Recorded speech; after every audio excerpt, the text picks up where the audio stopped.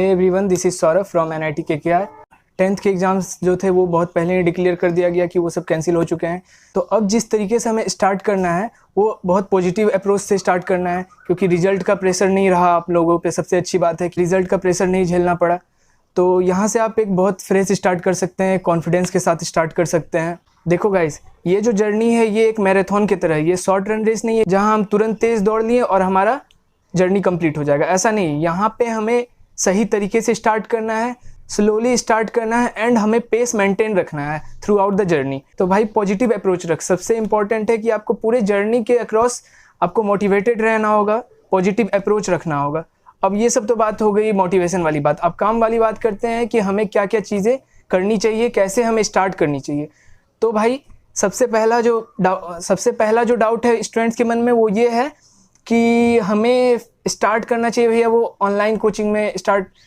तो जैसा अभी का सिनेरियो है कि सारे ऑफलाइन कोचिंग्स बंद हैं, ठीक है। ऑफलाइन कोचिंग्स वो डिस्टेंस प्रोग्राम दे रहे हैं। तो बहुत सारे जूनियर्स जो हैं वो मुझे कॉल करके पूछते हैं कि भैया क्या किया जाए इस टाइम में मतलब इस टाइम में ऑनलाइन कोचिंग लिया जाए या ऑफलाइन कोचिंग के खुलने का वेट किया जाए।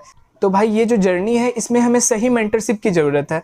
तो इसलिए कोचिंग तो मस्ट है, whether it should be online और ऑफलाइन। ऑफलाइन कोचिंग का कोई भी रिप्लेसमेंट नहीं है, ये सभी जानते हैं। बट अभी के सीन में क्या करना चाहिए, अभी जो सीन चल रहा है, तो अभी तो यही पॉसिबल है कि लॉन्ग डिस्टेंस से ही पढ़ा जाए। तो डिस्टेंस प्रोग्राम किसका लिया जाए, कैसे लिया जाए। तो भाई देखो, मैं किसी का पर्टिकुलरली नाम नहीं लूँगा, बट हाँ आई थिंक जो अभी सबसे अच्छा डिस्टेंस प्रोग्राम रहेगा वो रहेगा कि आप कोटा के कोई कोचिंग की डिस्टेंस प्रोग्राम ले सकते हैं कि फर्दर जब आपका सीन सही हो जाए, जब ऑफलाइन हो जाए, तो कुछ पैसे इन्वेस्ट करके उसे फिर ऑफलाइन में कन्वर्ट करा लिया जाए। क्योंकि ऑफलाइन कोचिंग का रिप्लेसमेंट कुछ नहीं है, आपका face to face doubt clear होता है। बट अभी आप ऑनलाइन कोचिंग में इन्वेस्ट कर दो। गाइज देखो, ये आपका करियर का सवाल है। यहाँ पर आपका जो पैसा जा रहा है ये सब बर्बाद नहीं हो रहा है, ये आपके खुद के पीछे इन्वेस्टमेंट है। तो बेटर रहेगा कि आप अच्छे कोचिंग में अभी फ़िलहाल डिस्टेंट प्रोग्राम ले लो, फिर जब फर्दर ऑफलाइन होगा तो फिर कुछ पैसे लेते हैं, फिर वो ऑफलाइन कर देते हैं। तो इसलिए ये सब इन्वेस्टमेंट है, तो हमें ज़रूर खर्च करनी चाहिए। और ऑनलाइन बिल्कुल भी वेस्ट ऑफ मनी नहीं है, ऐसा भी मैं नहीं बोल रहा हूँ। बस ये है कि ऑफलाइन स्लाइटली एज होता है ऑनलाइन के ऊपर। अब ऑनलाइन जो हम करेंगे तो उससे क्या फ़ायदा है, तो यही फ़ायदा है कि आपका जो क्लासेस चलता है वो रेगुलर चलता है, एक शेड्यूल में चलता है। प्रॉपर शेड्यूल काफ़ी मैटर करता है गाइज।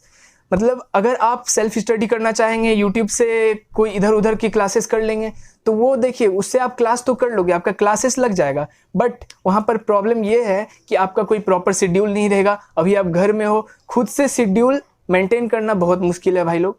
तो इसलिए मेंटरशिप में रहो। और अभी आप 10th से मूविंग हो, तो अभी आपको आइडिया भी नहीं कि कैसे हमें स्टार्ट करनी है, क्या क्या चीज़ें पढ़नी है, क्या छोड़नी है। तो ये सब बहुत इंपॉर्टेंट है। और हाँ, डाउट सॉल्विंग उतने बेहतर तरीके से नहीं हो पाएगी जितने ऑफलाइन में होती है, बट हाँ कहीं हद तक आपकी डाउट्स क्लियर हो जाएगी। और एक इम्पॉर्टेंट चीज़ कि आपको मोबाइल फ़ोन को अवॉइड करनी है, कोशिश करनी है कि लैपटॉप का यूज़ करें, क्योंकि मोबाइल फ़ोन में काफ़ी टाइम वेस्ट होता है। आप अदर एक्टिविटीज़ में इन्वॉल्व हो जाओगे, क्लासेस करने की जगह पढ़ाई करने की वजह। लैपटॉप को स्टडी पर्पज़ के लिए माना गया है और लैपटॉप कई हद तक आपके डिस्ट्रैक्शन को कंट्रोल कर सकता है, बट मोबाइल फ़ोन से इट इज़ नॉट पॉसिबल। ये मैं खुद के एक्सपीरियंस बता रहा हूँ। तो अब नेक्स्ट कि बेस्ट बुक्स कौन सी होगी प्रिपरेशन की, ये सबसे इंपॉर्टेंट सवाल है आप लोग के लिए। क्योंकि मतलब आप 10th से मूविंग हो तो आपको आइडिया नहीं है कि कौन सी लेसन्स की बुक पढ़ना सही होगा, क्या पढ़ना सही होगा, पर्टिकुलरली किस चैप्टर के लिए क्या इंपॉर्टेंट है। तो देखो, आपको मैं यहाँ पर एक ओवरव्यू दे देता हूँ कि कौन सी बुक्स बेटर रहेगी, कौन से बुक्स मैंने अपने टाइम पे यूज़ की थी, या फिर कौन से बुक टॉप फैकल्टी सजेस्ट करते हैं, अच्छे अच्छे टीचर्स सजेस्ट करते हैं। तो देखो भाई, जैसा कि आप लोग को यहाँ पर स्क्रीन पे दिख रहा होगा, मैं केमिस्ट्री से चालू करता हूँ। केमिस्ट्री में फिजिकल केमिस्ट्री के लिए एन अवस्थी बेस्ट बुक है, मेंस एडवांस दोनों के लिए। लेवल 1 लेवल 2 वहाँ पे दिया रहता है। लेवल 1 में purely mains, level 2 purely advance. और उसमें प्लेंटी ऑफ क्वेश्चंस रहते हैं कि आप मतलब कितना भी प्रैक्टिस कर सकते हो, और एक प्रॉपर वे में अरेंज रहते हैं कि पहले इजी, मीडियम, टफ ऐसे रहता है। तो N Awasthi is best book for physical chemistry. And organic के लिए आते हैं। ऑर्गेनिक के लिए बालाजी पब्लिकेशन की MS चौहान। एलिमेंट्री आप सॉल्व कर सकते हैं स्टार्टिंग में। अगर आपका मतलब अगर आपको लग रहा है कि आपका कॉन्सेप्ट उतना बेहतर नहीं है, तो एलिमेंट्री से आप स्टार्ट कर सकते हैं। जैसे ही टाइम बीतता जाएगा तो आप MS Chauhan, organic chemistry MS Chauhan का एडवांस वाला देख सकते हैं। और फिजिक्स के लिए सिंगेज और एस.सी. वर्मा, ये दोनों बेस्ट बुक है। एस.सी. वर्मा की खासियत है कि वो उसका जो प्रॉब्लम रहता है वो इजी से स्टार्ट होता है एंड देन मीडियम टफ होते चला जाता है, तो वो भी एक सही है, वो भी एक काफ़ी बेहतर बुक है कॉन्सेप्ट बिल्डिंग के लिए। और ये सिंगेज पब्लिकेशन की भी बुक अच्छी है। अब मैथ पे आते हैं। मैथ्स के लिए आप सिंगेज भी कर सकते हो या फिर अरिहंत भी कर सकते हो, बट कोई सा भी पब्लिकेशन चूज करो, एक बुक पे स्टिक रहो। ऐसा नहीं कि आज आप एक सिंगेज बना लिए, कल आप तुरंत अरिहंत बना लिए, फिर परसों कुछ और उठा लिए, ऐसा कुछ नहीं। आपको स्टिक रहना है, एक मटेरियल के ऊपर स्टिक रहना है। और हाँ, अगर आपको रेफरेंस बुक के थ्रू नहीं सही लगता है, आपके कोचिंग मटेरियल, जैसे कि अच्छे अच्छे कोचिंग है उसकी मटेरियल काफ़ी बेहतरीन होती है, बट अगर आपको मटेरियल से स्टिक रहना है तो फिर मटेरियल से स्टिक रहो। फिर आप कुछ टॉपिक के लिए रेफरेंस बुक कर सकते हो प्रीफर, बट किसी एक चीज़ से स्टिक रहो, ये सबसे इंपॉर्टेंट है। Your planning should be clear कि आपको आज से उस दिन के लिए प्रिपेयर करना है। ऐसा नहीं कि आप शॉर्ट टर्म में देख रहे हो कि आज हम तुरंत ये बना लेंगे तो कल हम उसका आंसर कर देंगे, ऐसा नहीं। आपको उस दिन के लिए तैयार होना है, उस डे के लिए तैयार होना है।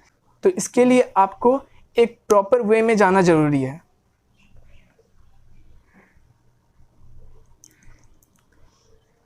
अब गाइज आते हैं टाइम टेबल पे बात है। तो टाइम टेबल परफेक्ट कुछ होता ही नहीं है, वो आप पे डिपेंड करता है कि आप अपने ऊपर कितना टाइम इन्वेस्ट करते हो। आपको देखना है कि आपके क्लासेस के अलावा आपको 6 आवर्स सेल्फ स्टडी करनी है मिनिमम, 2-2 घंटे करके इस सब्जेक्ट, 2 घंटे मैथ्स, 2 घंटे फिजिक्स, 2 घंटे केमिस्ट्री, तो 6 घंटे तो मिनिमम पढ़नी ही चाहिए। और ज़्यादा आप टाइम दे सकते हो तो 1 घंटा भाई एनसीईआरटी पढ़ लो, केमिस्ट्री का मोर देन इनफ है। इनऑर्गेनिक के लिए एनसीईआरटी इज बेस्ट। इनऑर्गेनिक के लिए एनसीईआरटी के अलावा कोई भी बुक रिकमेंड नहीं करता हूँ किसी को भी, चाहे वो फ्रेशर्स हो, चाहे वो पास आउट हो, कुछ भी हो, उससे कोई फ़र्क नहीं पड़ता। एनसीईआरटी बेस्ट है इनऑर्गेनिक पार्ट के लिए केमिस्ट्री में।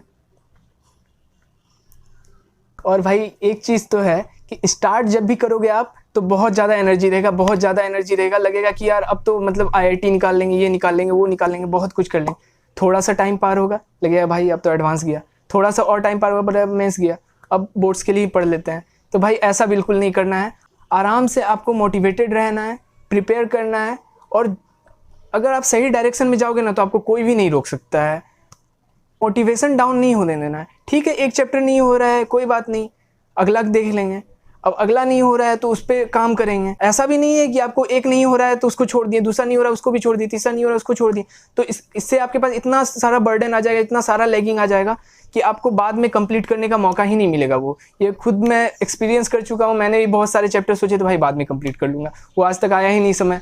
आज मैं कॉलेज पहुँच गया लेकिन अभी तक वो सब चैप्टर लैगिंग में ही पड़ा हुआ है। तो आपको ये लैगिंग को पूरा अवॉइड करना है, मिनिमम लैगिंग रखना है। ठीक है, एक टॉपिक नहीं समझ में आ रहा है, एक चैप्टर नहीं समझ आ रहा है, ठीक है देख लेंगे बाद में, बट आपको एक प्रॉपर वे में चलना है कि आपके पास ज़्यादा बर्डन बाद में ना पड़ जाए, क्योंकि कंप्लीट आप ही को करना है, आपके बदले मैं या कोई और भी नहीं करके देगा वो। और भाई हमेशा पॉजिटिव अप्रोच रख। कोई भी टॉपिक नहीं हो रहा है, कोई भी चैप्टर नहीं हो रहा है, अपने फैकल्टी से अच्छा कॉन्टैक्ट बना के रखो। यार फैकल्टी जो होता है ये IIT JEE के टाइम में ये काफ़ी सपोर्टिव होते हैं, काफ़ी सपोर्टिव होते हैं। मतलब आपको ऐसा faculty through out the life कहीं नहीं मिलने वाला है। अगर आप सिंसियर हो तो टीचर्स आपकी हेल्प करेंगे।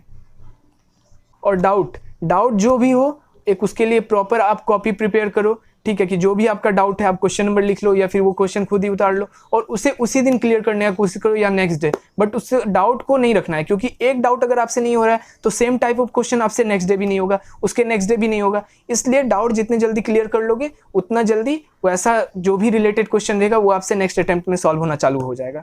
हमेशा क्वेश्चन रेज करने का कैपेबिलिटी आप में होना चाहिए। आप पर्सनली कितना थिंक करते हो उस टॉपिक के ऊपर, आप कितना सोचते हो, ये आपका सोच को एक्सपेंड करता है। ठीक है, बहुत सारे जैसे कि आप अगर ऑफलाइन आएगा कोचिंग तो आप उस टाइम में मतलब बहुत शर्माओगे कि यार क्या पूछ दें, क्लास पूरा हंसेगा, लेकिन ऐसा कुछ नहीं है, किसी को किसी से कोई मतलब नहीं है। ठीक है, बस आपका सोच है कि वो क्या सोचेगा, ऐसा कुछ भी नहीं है। और हंसने दो, जिसको हंसना है हंसने दो। फाइनली रिजल्ट डे के दिन ही आपका अगर कुछ अच्छा होगा तो वो खुद आके आपको अप्रिशिएट करेंगे, वाह भाई कैसे पढ़ा, क्या किया। तो ये सब नेचुरल है, कोई बड़ी बात नहीं है। बट अगर कोई हंसता है तो हंसने दो, वो आपका डाउट है, पर्सनली आपको क्लियर करना है उसे। तो कितना भी फालतू डाउट हो, टीचर समझते हैं, टीचर बहुत अंडरस्टैंडिंग होते हैं, बहुत कोऑपरेटिव होते हैं। वो समझते हैं कि स्टूडेंट के दिमाग में क्या चल रहा है, क्योंकि वो भी एक टाइम में इससे गुजरे हुए हैं, हम भी गुजरे हुए हैं। तो भाई डाउट को तो बिल्कुल रखना ही नहीं है। और अच्छे से पढ़ो, स्टार्ट अच्छे से करो। स्टार्ट फेज बहुत इंपॉर्टेंट होता है। अगर आपका एनर्जी शुरू में लो हो जाएगा ना तो वो बाद में कभी हाई हो ही नहीं पाएगा। तो एनर्जी पूरा फुल बूस्टअप रखो। ठीक है, उसको कंटिन्यू रखो। लाइक मैंने बोला था ये मैराथन है, so we should continue till last. ये शॉर्ट रन नहीं है कि हम दौड़ गए अचानक से बहुत तेज़ी से तो हम जीत गए मैच, ऐसा नहीं है। हमें स्टार्ट करना है रोहित शर्मा की तरह, कंसिस्टेंसी रखनी है विराट कोहली की तरह, and finish it like MS Dhoni. और एजुकेशन कभी भी वेस्ट नहीं होता है। बहुत सारे अच्छे अच्छे कॉलेजेस हैं इंडिया में, मतलब ऑलमोस्ट इतना इंजीनियरिंग कॉलेज है ना इंडिया में कि आप मतलब देखोगे एक बार तो you will be surprised in first time. So बहुत अच्छे अच्छे इंजीनियरिंग कॉलेज हैं, IITs, NITs, GFTIs, IIITs, बहुत अच्छे अच्छे प्राइवेट कॉलेजेस हैं जिसके एंट्रेंसेज होती है, बहुत सारे स्टेट JEE हैं। तो आपको अभी से प्रिपेयर रहना है, नॉलेज गेन करना है, आपका नॉलेज वेस्ट नहीं होगा। फाइनली आप एक अच्छे पोजीशन में होगे, एक अच्छे रैंक लाओगे तो ही आपको अच्छा कॉलेज मिलेगा। So guys, good luck, best wishes, stay home.